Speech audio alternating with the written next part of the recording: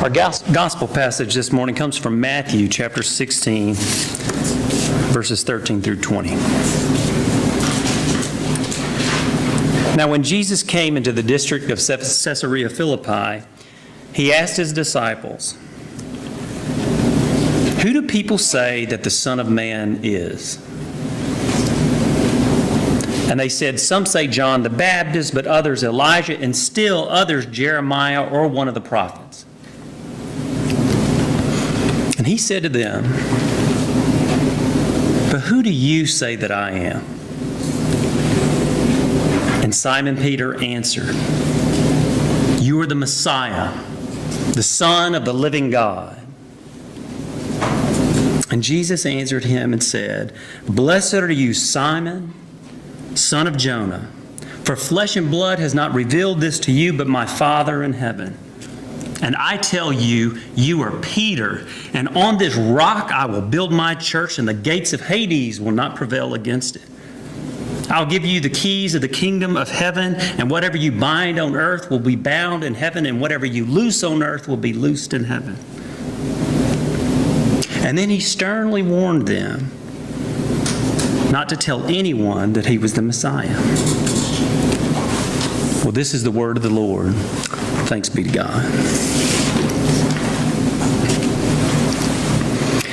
When I was a child, I played a lot of games, children's games. Red Rover. Raise your hand if you know about Red Rover. The younger ones aren't raising their hand. I knew this was going to be the case. Simon Says, Mother May I, King of the Hill. Did you ever play any of these games? There was another one that was equally fun called Follow the Leader. Now, Follow the Leader is kind of more self-explanatory than any of the other games. The rules are simple in Follow the Leader. You follow the leader. All you had to do was follow the leader. We would all line up behind the leader, who was chosen by a simple exercise. Eeny, meeny, miny, mo. Catch a tiger by its toe. If it hollers, make him pay $50 every day. This is how we would choose leaders. Maybe it was just my group of friends. Well, once the leader was chosen, we would all line up behind her, and then we would have to do everything that the leader did. And these were usually silly moves. Oh, and have you ever played? Okay. They would do some kind of silly move that would kind of embarrass all the followers so that they wouldn't try to do it. And that was the point of the game. The followers couldn't or wouldn't follow the leader, then they were out of the game, right? And they had to sit and watch it keep on going. And this would happen until there was only one person left following the leader, and that person would win the round. And then she would become the leader, and everybody else would get in behind her and would start all over again. Follow the leader. Our passage this morning from the Gospel of Matthew, it's been known for centuries as Peter's confession. And we know this passage almost too well. So well that we're in danger of taking this passage for granted. This is a well-worn path. And I'm sure when I was reading this passage, you were probably mouthing the words, especially when we got to that climax in the passage, Peter's confession. Simon Peter answered, I could almost see your lips. You are the Messiah, the Son of the living God. And this is obviously the correct answer by what Jesus tells Peter next. Upon this rock, the rock of this confession, Jesus will build his church, a church that will withstand even the very gates of hell. This is the firm foundation on which everything will be built.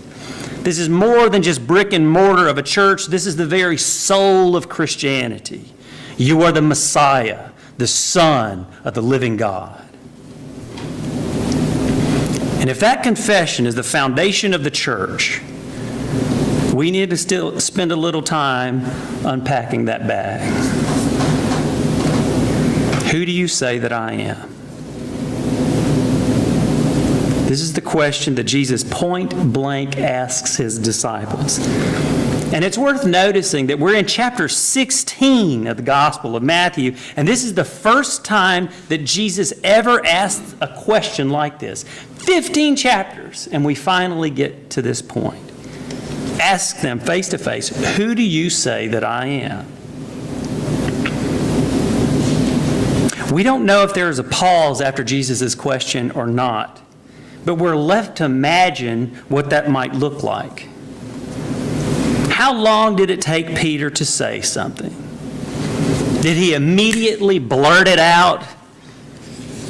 Did he come out fast with his confession?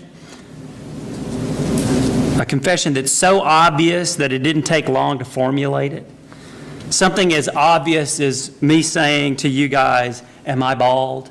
Yes, obviously you're bald. Or was there a short pause, like the kind that comes when everyone knows the answer, but they don't know if it's a trick question, so there's not a quick response? Am I bald? I wonder if it was like that with the disciples. Jesus asked the question, and they all stare at each other for just a second, wondering if they know the right answer or not.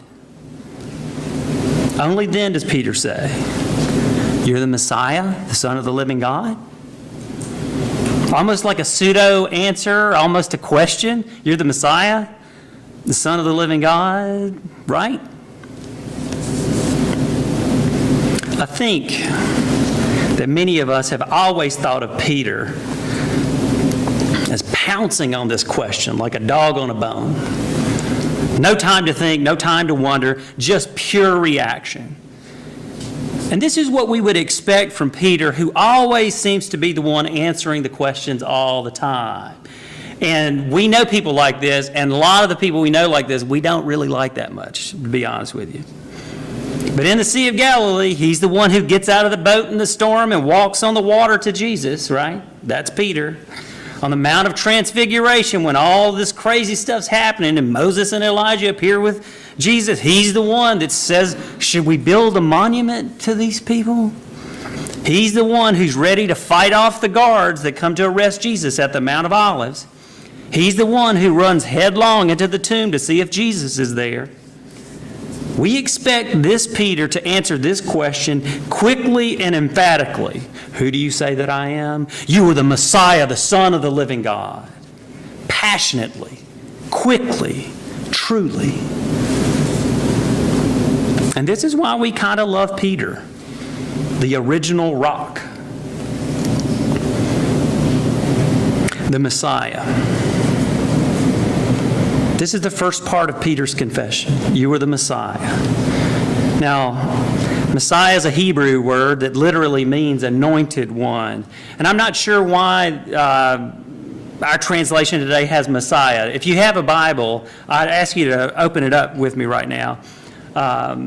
Because I'm interested in what your Bibles might say. The translation I use is called the New Revised Standard Version. And Peter's confession here says, you are the Messiah. What does your translation say? The Christ. Christ. Now that's actually right. It's the Greek word in Matthew. And he actually uses the Greek word. He doesn't use this Hebrew term here. But don't worry, they mean the same thing. We don't have two things going on here. Christ would literally translate as Messiah. Christ is a Greek word. Messiah is a Hebrew word. And they mean exactly the same thing, and that is anointed one. And if you were here last week, you might remember that beautiful passage from Psalm 133 that describes the unity of God's people, how good and very pleasant it is when kindred live together in unity. It is like the precious oil on the head running down upon the beard, on the beard of Aaron, running down over the collar of his robes, like the dew of Hermon which falls on the mountains of Zion. For there the Lord ordained his blessing. The Messiah is the anointed leader of Israel, the one chosen by God to lead God's people,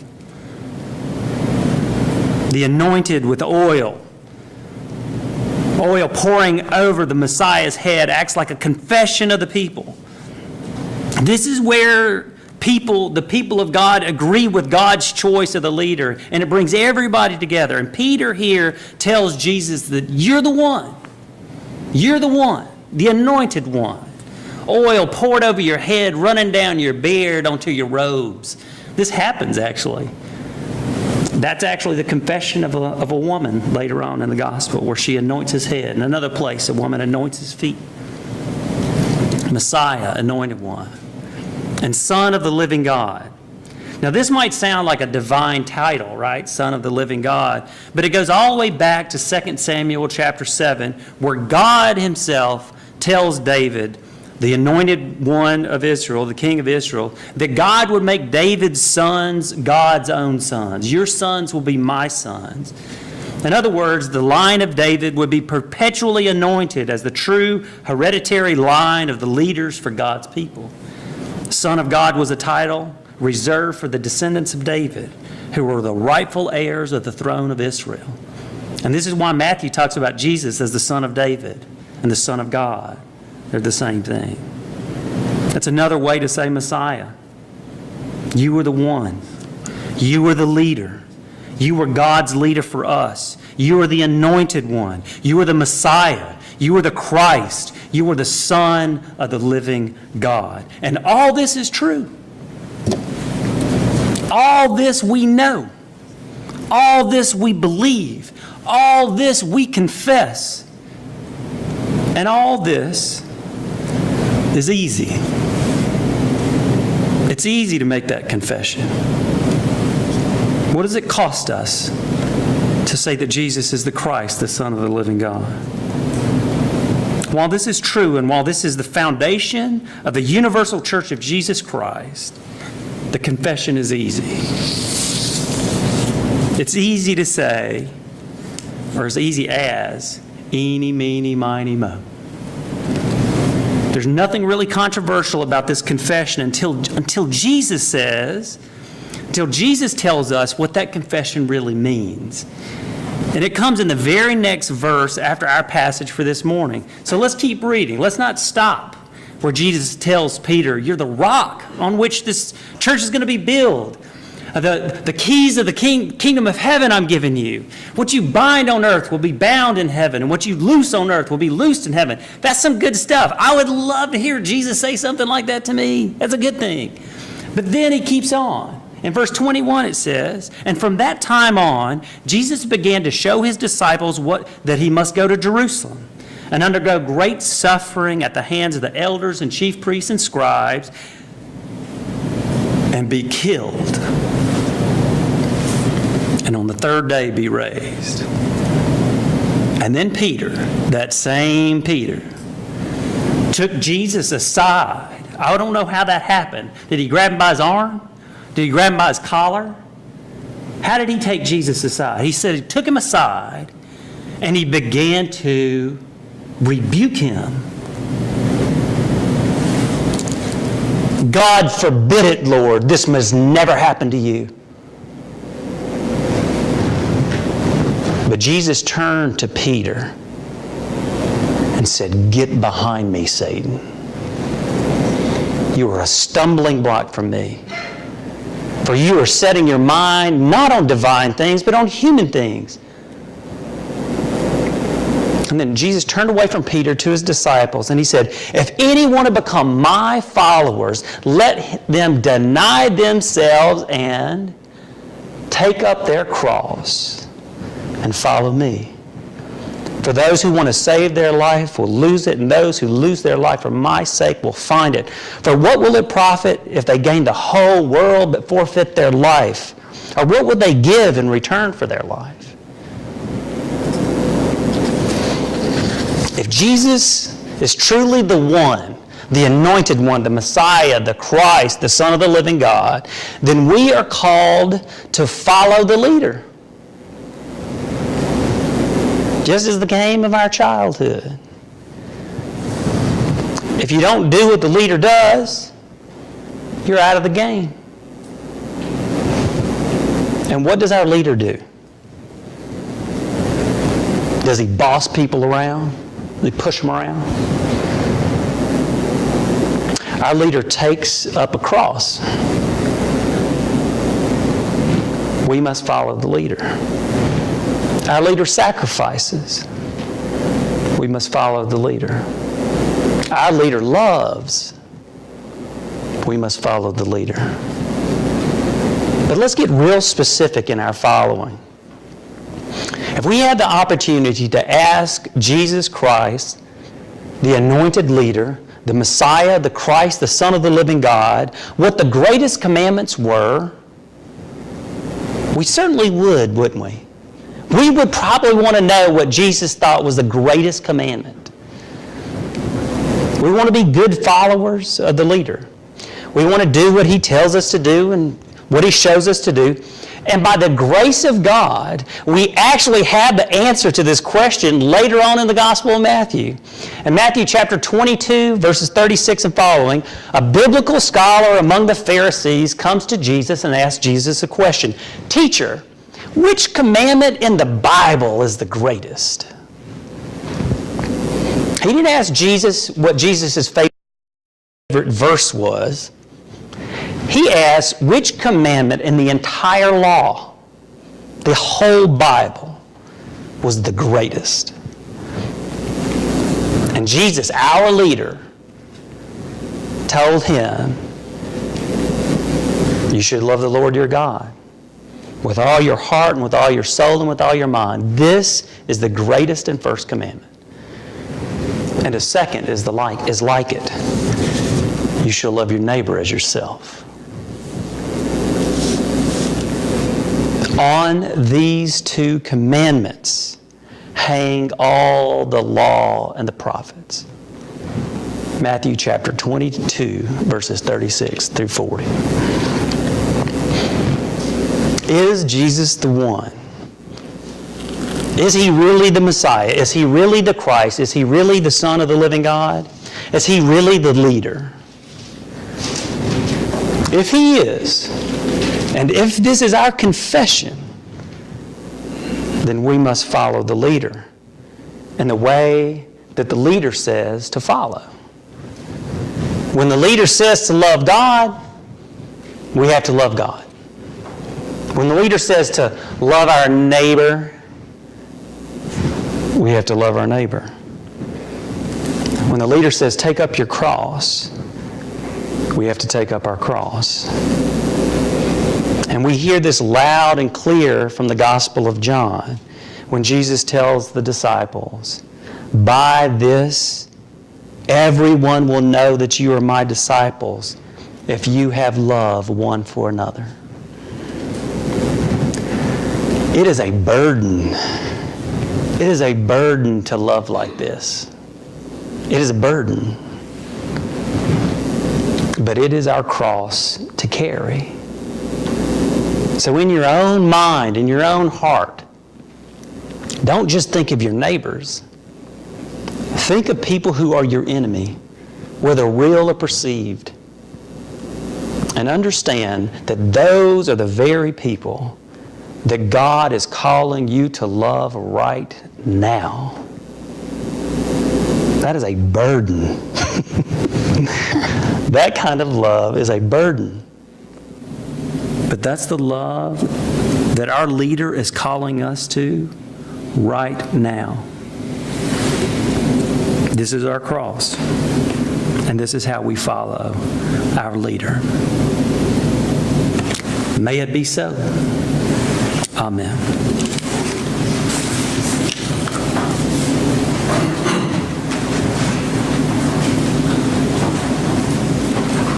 I want to leave you with a good word from Romans, and you'll probably be able to mouth this with me too. I appeal to you, therefore, brothers and sisters, by the mercies of God, to present your bodies as a living sacrifice, holy and acceptable to God, which is your spiritual worship. Do not be conformed to this world, but be transformed by the renewing of your minds, so that you may discern what is the will of God, what is good and acceptable and perfect. Amen.